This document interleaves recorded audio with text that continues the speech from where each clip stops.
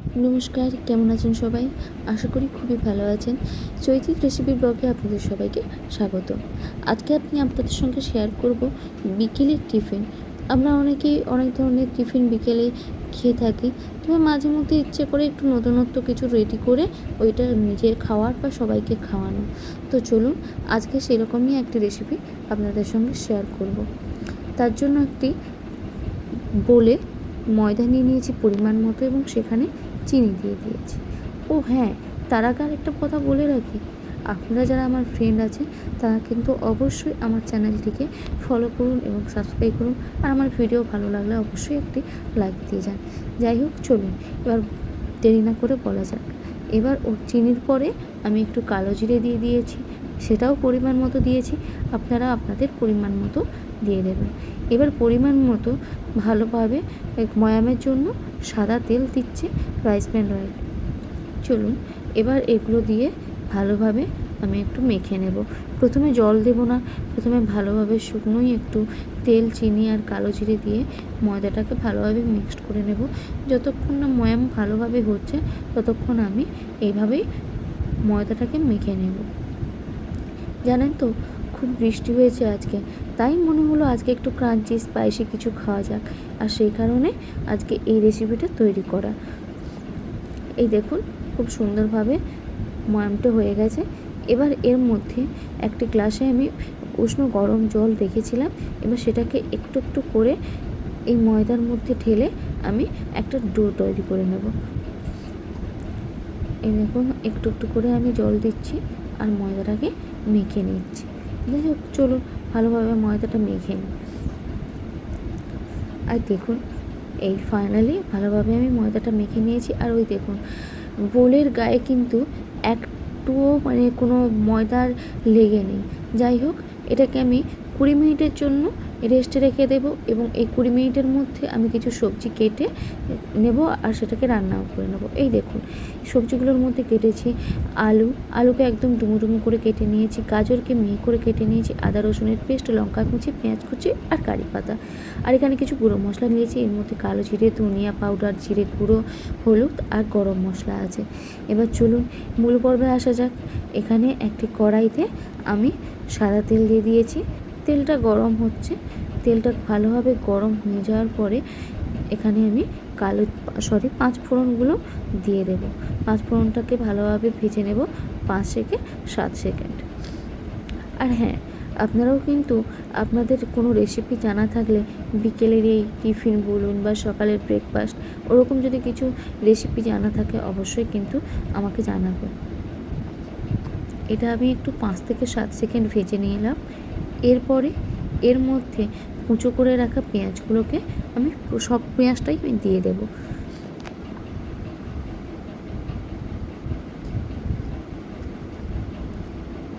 দেখুন পুরো পেঁয়াজটা আমি তেলের মধ্যে দিয়ে দিয়েছি। এবার তেলের মধ্যে দিয়ে ভালোভাবে কিন্তু পেঁয়াজটাকে আমি ভেজে নেব। প্রথমে পেঁয়াজটাকে আমি ভালো করে একটু নাড়াচাড়া করে নেব 10 থেকে 15 সেকেন্ড, তারপরে রেখে দেব একটু লাল লাল হয়ে ভেজে নেওয়ার জন্য। এই দেখুন আমি ভালোভাবে একটু নেড়ে নিচ্ছি। আর হ্যাঁ, আমার ভিডিওতে হয়তো একটু লাইটের কোনো প্রবলেম হতে পারে, তার জন্য আমি ক্ষমা প্রার্থী।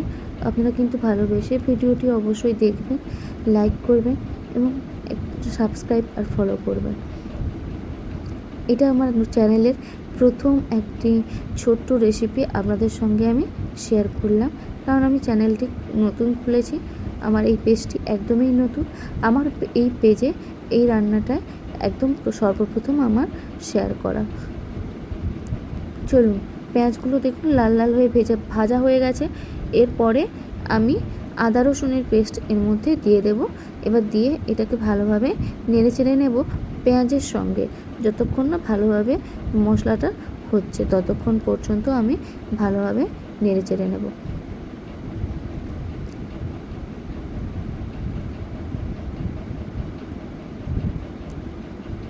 আর হ্যাঁ, আমি একটু কম তেল দিয়েই রান্নাটা করেছি, আপনারা চাইলে তেলটা বেশিও দিতে পারেন, আবার আপনাদের মনের মতো করে তেলটা কমও দিতে পারেন।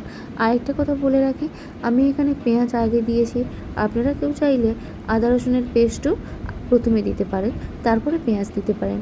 আমি এখানে পেঁয়াজটা প্রথমে দিয়েছি, তারপরে আদা রসুনের পেস্ট দিয়েছি। এরপর দেখুন সুন্দর করে মাখা মাখা হয়ে যাচ্ছে। পেঁয়াজের সঙ্গে আদা রসুনটা ভালোভাবেই মাখা হয়ে গেছে, আর মশলাটা খুব সুন্দর হয়েও গেছে, কালারও চলে এসছে। এরপর আর একটু ভালোভাবে নেড়ে চেড়ে নিয়ে এর মধ্যে কেটে রাখা কিন্তু আলুগুলোকে আমি দিয়ে দেব। এই দেখুন লাল লাল করে সুন্দর ভাজা হয়ে গেছে মশলাটা। এবার আমি আলুগুলো দিয়ে দেব, আর তার সঙ্গে মিহি করে কুচিয়ে রাখা গাজরগুলোও কিন্তু আমি এর মধ্যে দিয়ে দেব। আপনারা চাইলে এখানে ধনেপাতা ইউজ করতে পারেন, আরও কিছু সবজি যেমন ধরুন ক্যাপসিকাম দিতে পারেন, কিন্তু আমার বাড়িতে যতটুকু ছিল আমি ততটুকু দিয়ে করেছি। এবার ভালোভাবে এটাকে নেড়ে চেড়ে নেব, আর হ্যাঁ একটু ভালোভাবেই নাড়বো, যতক্ষণ না ভাজা ভাজা হচ্ছে ততক্ষণ আমি নেড়ে চেড়ে রাখবো। আর যত আলুগুলো লাল লাল হয়ে ভেজে নেওয়ার পরেই কিন্তু আমি আর বাকি উপকরণগুলো দেব।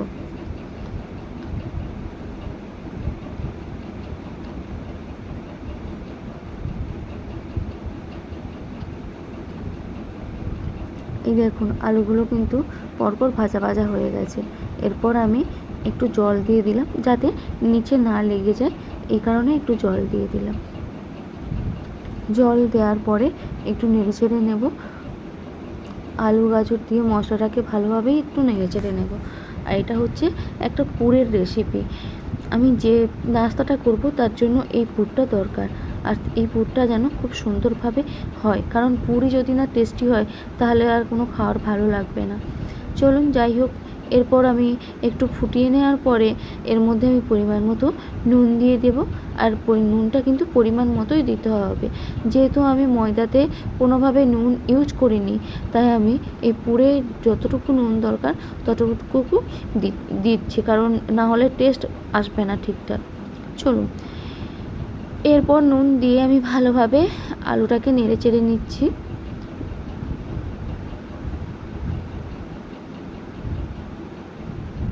এবার এটা একটু ফুটুক, 5-7 সেকেন্ড একটু ফোটার পরে এর মধ্যে আমি বাকি ইনগ্রিডিয়েন্টসগুলো দেব। এই ধরুন, এই প্রথমে একটু হলুদ দিলাম, পরিমাণ মতোই হলুদ দেবেন। এরপর আমি হলুদটা দেওয়ার পর এরপর জিরে গুঁড়ি দিচ্ছি, জিরে গুঁড়ি দেব। আর হ্যাঁ, আরেকটা কথা বলে রাখি, আমি কিন্তু লঙ্কা গুঁড়ো স্কিপ করে গেছি। আপনাদের যাদের লঙ্কা পছন্দ, লঙ্কা একটু লাল লাল করে খেতে পছন্দ করেন, আপনারা অবশ্যই লঙ্কা গুঁড়ো দিতে পারেন, সেটা কাশ্মীরি লঙ্কার গুঁড়ো হোক বা বাড়িতে তৈরি লঙ্কার গুঁড়ো হোক। যাই হোক, জিরে গুঁড়ি দেওয়ার পরে আমি ধনিয়া পাউডার দিয়ে দিয়েছি। এরপর মশলাটাকে ভালো করে আলুর সঙ্গে মিশিয়ে নেড়ে চেড়ে নেব। আর হ্যাঁ, এটাও লক্ষ্য রাখবো যাতে আলুটা ভালোভাবে এই মশলাগুলোর সঙ্গে কষা কষা হয়ে একটু ভাজা ভাজা হয়ে যায়।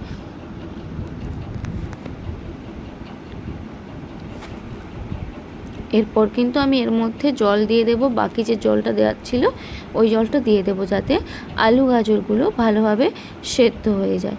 এই দেখুন, এবার আমি একটু আঁচটাকে কমিয়ে নিচ্ছি, মিডিয়ামের থেকেও একদম কম আছে, তখন আলুটাকে আমি ফোটাচ্ছিলাম। এই যে জল দিয়ে একটু ফুটিয়ে নেওয়ার জন্য আমি একদম আঁচটাকে কমিয়ে দিয়েছি।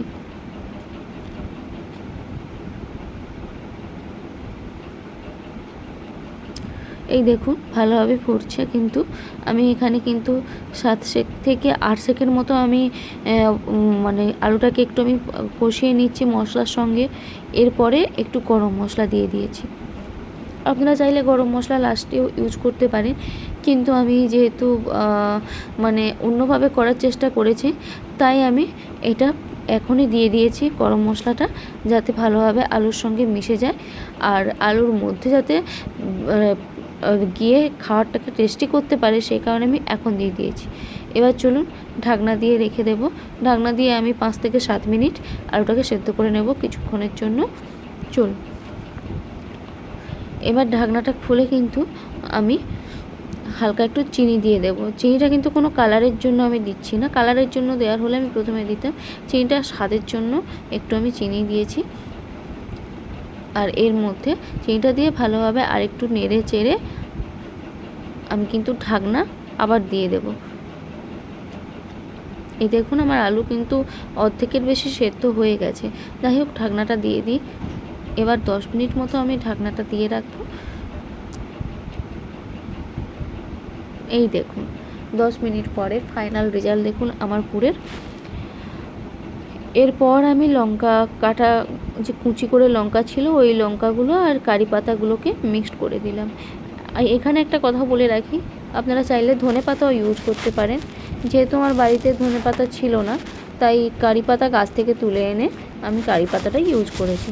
আপনারা এখানে কিন্তু ধনেপাতাও ইউজ করতে পারেন। যাই হোক আমি কারি পাতা আর লঙ্কা দিয়ে ভালোভাবে নেড়েচেড়ে নিচ্ছি। আর হ্যাঁ, এখন আমি আর ঢাকনা দেবো না, এবার ভালোভাবে নেড়েচেড়েই নেব যতক্ষণ না পুরটা একদম শুকনো শুকনো হচ্ছে। আর এই দেখুন আমি একটু আলুগুলোকে স্ম্যাশ করে নিচ্ছি, যেহেতু পুর হবে তাই ভালোভাবে একটু মেখে নিচ্ছি। আর এই দেখুন একদম কিন্তু মাখা মাখা হয়ে গেছে, একদম শুকনো শুকনো হয়ে গেছে। এই চলুন এবার আমার পুরটা রেডি হয়ে গেছে। এবার পরোটা তৈরি করা যাক। এই হচ্ছে আমি যে ওটা রেখেছিলাম 20 মিনিট পরে, এটা দেখুন কত সুন্দর হয়েছে। এত সুন্দরভাবে হয়েছে যে আমি যখন আবার সেকেন্ডবার আমি এটাকে মাখছিলাম, দেখুন আমার হাতে কিন্তু একটু ওই ময়দা লেগে থাকেনি। যাই হোক ময়দাটা সুন্দর করে আর একটু মেখে নেওয়ার পরে আমি বেলে নিচ্ছি রুটির আকারে। আর হ্যাঁ, অবশ্যই কিন্তু একদম পাতলা করে বেলতে হবে, যাতে মানে খেতে খুব টেস্টি হয় আর একটু ক্রাঞ্চি হয়। পাতলা হলে খুব ক্রাঞ্চি হবে, খেতে টেস্টিও লাগবে। এই দেখুন আমার রুটিটা কিন্তু কমপ্লিট হয়ে গেছে, রুটি নয় পরোটা কিন্তু কমপ্লিট হয়ে গেছে। আপনারা চাইলে তেল দিয়েও কিন্তু বেলতে পারেন, কিন্তু আমি এখানে ময়দা দিয়েই বেলেছি। যাই হোক এবার বেলে নেওয়ার পরে এর মধ্যে আমি ওই পুরটা তৈরি করে আমি ঠান্ডা করতে দিয়েছিলাম। ঠান্ডা করার পরেই কিন্তু পুরটা আপনারা এর মধ্যে দেবেন। যাই হোক পুরটা ঠান্ডা করে রাখার পরে আমি এই পুরটাকে সুন্দর করে পরোটার মধ্যে দিয়ে দিচ্ছি। একটা শেপ আনবো, তাই শেপটা তৈরি করার জন্য এই পুরটা আমাকে দিতেই হবে।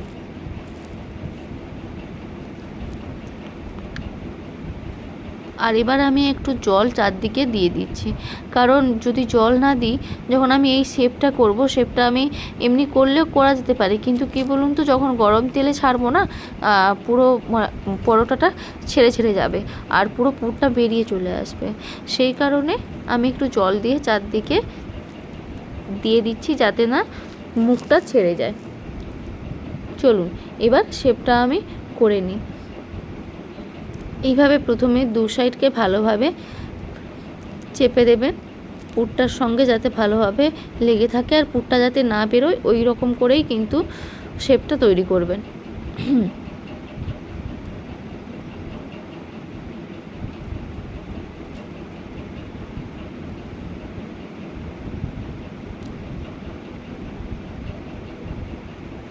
আর হ্যাঁ, আরেকটা কথা বলে রাখি, আপনারা কিন্তু এটা এমনি অন্য শেপ তৈরি করেও করতে পারেন। এটা আমার কাছে সহজ মনে হচ্ছিল, তাই আমি এই শেপটা তৈরি করেছি।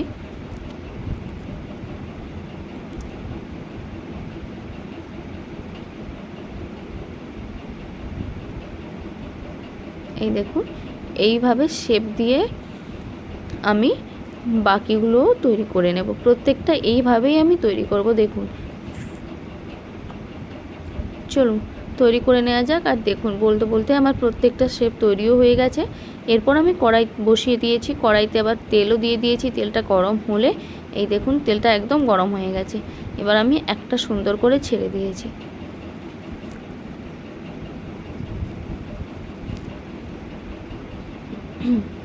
আর হ্যাঁ, এখানে আরেকটা আপনাদের টিপস বলে রাখি, আমার যেহেতু হাতে টাইম কম ছিল, তাই আমি এটা একদম ফুটন্ত তেলের মধ্যে দিয়েছি। আপনারা চাইলে প্রথমে একটু সেঁকে নিতে পারেন গরম কড়াইতে, তারপরে তেল দিয়ে ভাজতে পারেন। তাতে কি হয়, একটু ভালো করে ফুলে ওঠে। আর আমার হাতে টাইম কম ছিল, তাই আমি ফুটন্ত তেলের মধ্যেই এই জিনিসটাকে দিয়ে দিয়েছি ভালোভাবে। আর এইভাবে সুন্দর করে লাল লাল হয়ে যাচ্ছে। আর খুব দেখুন মানে রঙটা খুবই সুন্দর আসছে, আর একদম যেন ভাজা ভাজা হয়ে যায়। আমি একদম কম আঁচেই কিন্তু প্রত্যেকটা পরোটা ভাজছি।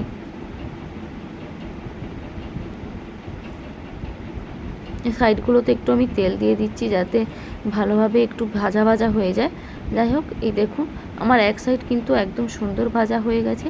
এইভাবে কিন্তু আমি দু সাইড ভেজে নিয়েছি। আর দুপাশে ভেজে নেওয়ার পরে খুব সুন্দর লাল লাল হয়ে গেছে, তখনই আমি নামিয়ে রেখেছি।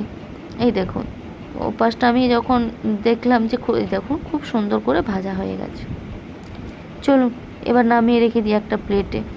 এরকম করে বাকিগুলোও আমাকে সুন্দর করে ভেজে নিতে হবে।